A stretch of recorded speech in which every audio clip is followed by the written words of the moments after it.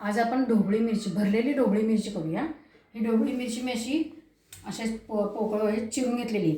वरचं जे देठ होतं त्याचे हे बारीक तुकडे करून घेतलेले। कांदा, कोथिंबीर, परत किचन किंग मसाला घेतलेला, मीठ आणि शेंगदाण्याचं कूट।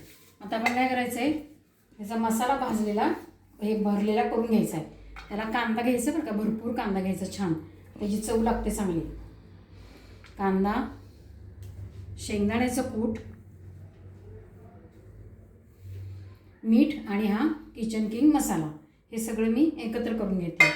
त्याच्यात घालायचं आहे कोथिंबीर आणि हे जे आहे तुकडे बारीक केलेले ते पण घालून घ्यायचे त्याच्यात, म्हणजे वाया जात नाही, सगळं पूर्णपणे मिळतं व्यवस्थित। थोडं तांबडं तिखट आणि गोडा मसाला, जिरे, हिंग आणि हळद। त्याच्यामध्ये घालायचं आहे कच्चं तेल। आता हे मी सगळं मिक्स करून घेते। मसाला हा असा तयार केलेला आहे।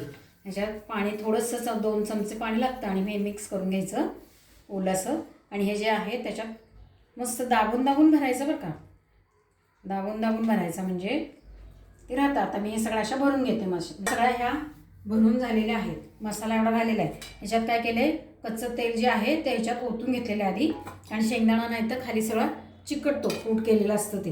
आता हे मिरच्या ह्याच्यातच ठेवायच्या आहेत।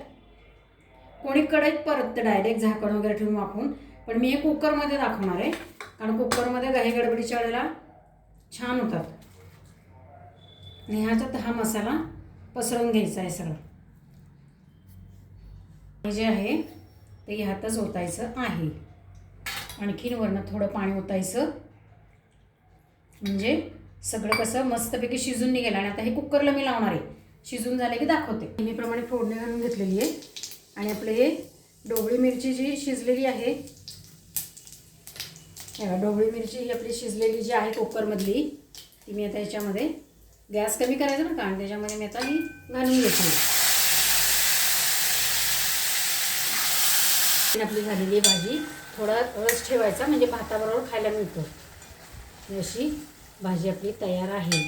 मस्तपैकी भाजी खायची आणि छानपैकी ढेकर द्यायचा आणि लाईक, शेअर, सबस्क्राईब करायचं।